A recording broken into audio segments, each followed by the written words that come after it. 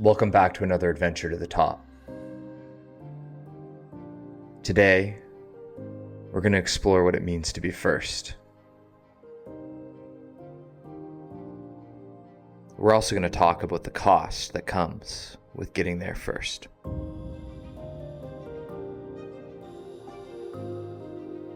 As a man, an entrepreneur, a husband, father, and friend, I know I'm ruthlessly ambitious and sometimes even competitive. I set goals for myself, and I never let myself stop for a moment until I reach them. But this one was a little bit different. This one had more meaning. Normally, these mountains just represent the journey I'm on personally, as an entrepreneur and a father, trying to get to somewhere that I'm proud of, so I look back and have something to leave my son. That's more than just an obsessive work ethic for the purposes of financial success. But truthfully, this summit almost didn't happen. It was at the end of our 18-day long trip, where we set a goal to try to be the first up some of the biggest mountains in BC. We certainly succeeded at that, but there was one left on the list. At the time, Gord and I almost didn't go. However, the night before, I got some news that our good friend Malcolm had passed away. Only 2 days before that, Malcolm and I had set plans to go on another trip together. I was going to bring him here. I was going to bring him here because it was one of the most beautiful places I've ever been in British Columbia. I was going to bring him here because he was somebody who deserved to go.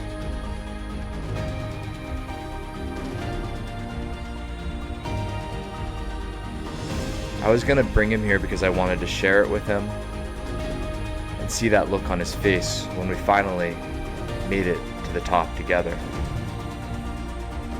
There's one thing I've learned through the metaphorical journey that I've been on with these videos, is that while it's great to get to the top, and it's wonderful to be first, it's better not to go alone.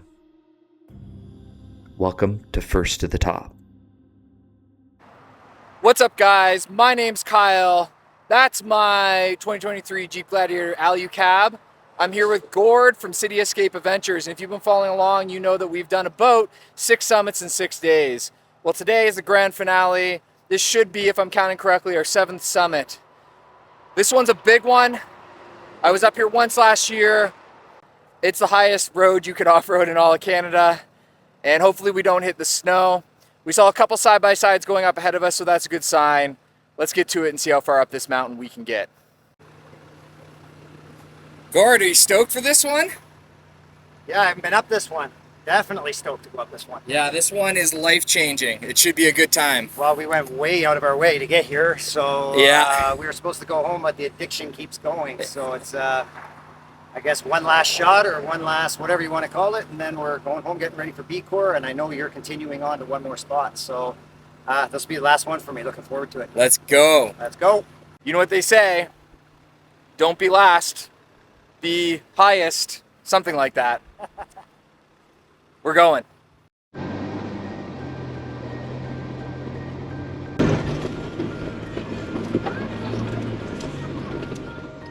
As we headed up the dusty trail, I smiled to myself, knowing what we had in front of us was something special. I was pretty sad that I wouldn't get to share this with Malcolm, but also feeling very fortunate that I had Gord with me there, and it would be his first time seeing it. While there was a drive in me for this trip to be the first to the top of these mountains, everything changed on these last few days. The devastating news completely changed my perspective.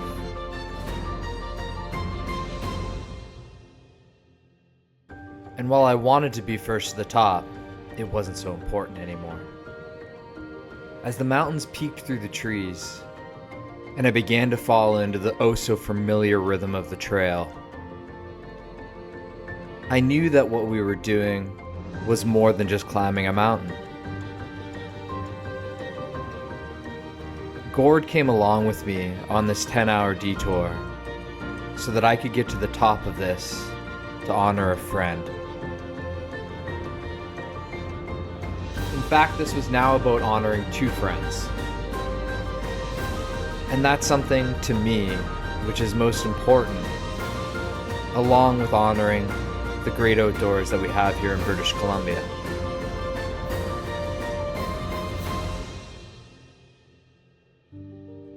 This is not just off-roading to me. It's not building the biggest and most capable rig so I can flex on mall crawlers. This has become something that is at the core of my fabric and being. Yeah, look at that. Holy cow. That snow on that mountain, it's just like lines. Looking crazy. It's not like a bowl and it's not straight up, but it just seems to be holding the snow. It's pretty cool.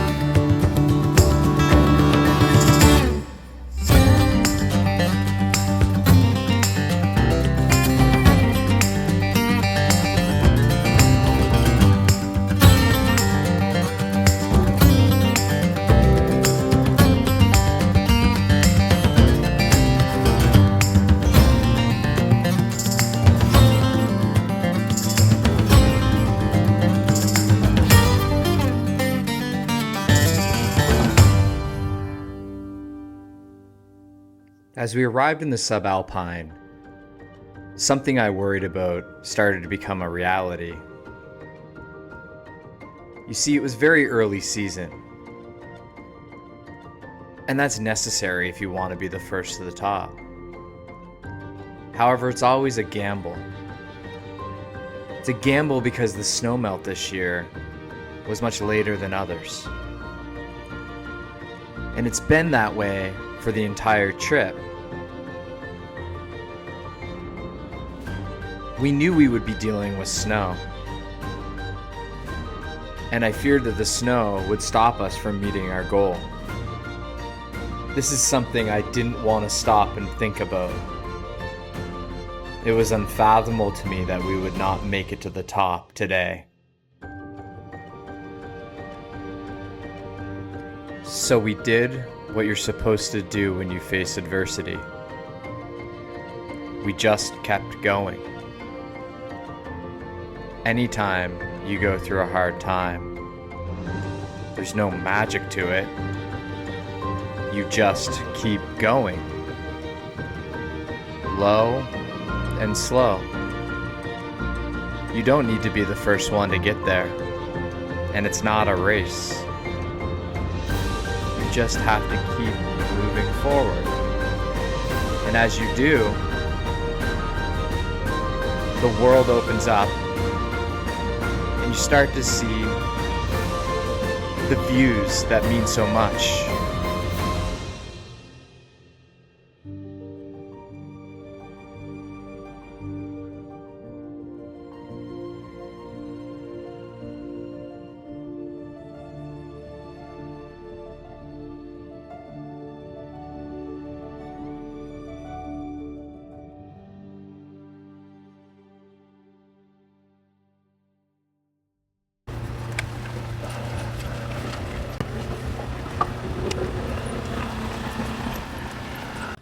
All right, here's the situation. We are on the second to last switchback here, and the road's not too bad, but the snow hasn't fully melted yet. It looks like the next section, there's quite a narrow band between the snow and the edge of the shelf road, and we're pretty wide. These side-by-side guys came up, and we passed them on the way up, and they suggested that they go up first because they're more narrow, and we'll be able to kind of get a sense of where the Jeeps will be standing from that. So we're gonna hold on, make sure they get up safe and get back down safe because it does get pretty narrow up there. All right, well, those side-by-side guys that passed us made it through. It was looking really narrow on the drone, but they seem to have plenty of room. So we're gonna keep going and see if we can get ourselves to the top here. Obviously we're wider, bigger risk factor with the kid in the back and stuff, but yeah, it looked pretty okay for them, so we're gonna go.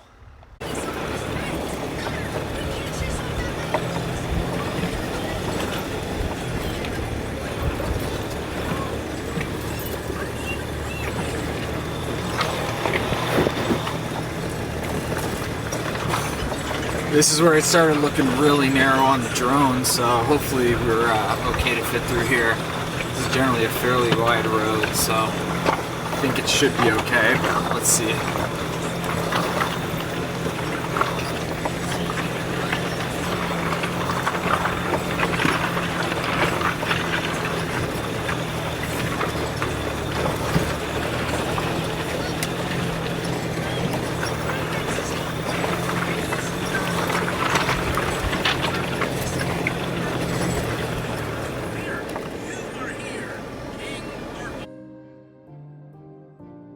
As we began to rise above all other mountains in the area, I found myself making a connection to a much higher place.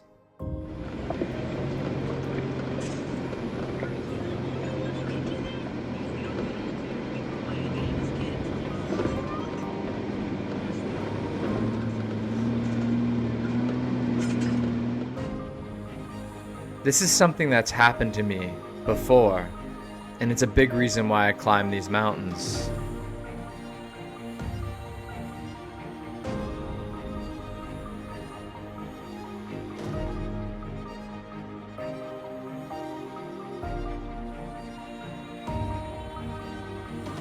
Mountains like this have a way of making the significant seem insignificant. And that's a big reason why I go.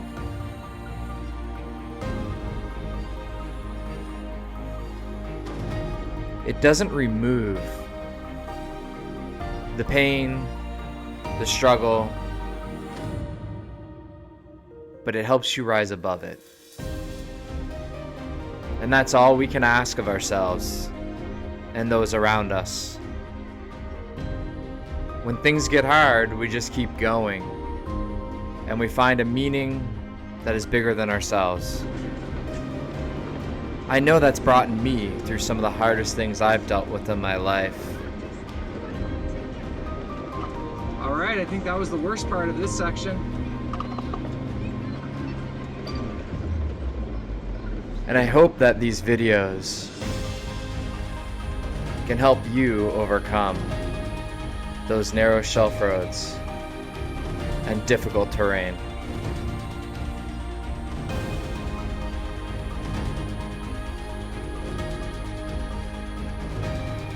So that you can find these beautiful views that mean so much to you.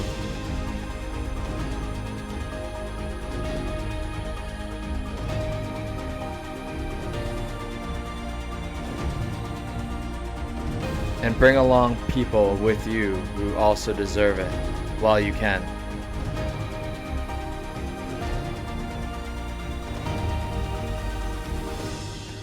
Because it's not always best to be the one who's first to the top.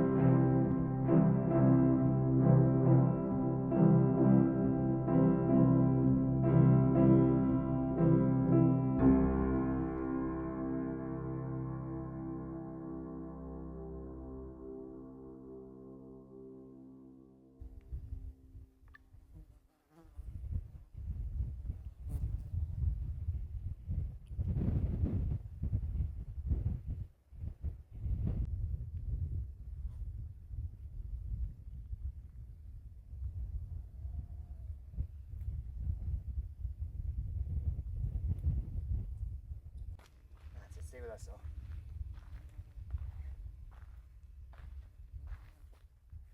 Another snow. Catch this one. Ready, girl? Ready? Come on. Ready? Come on.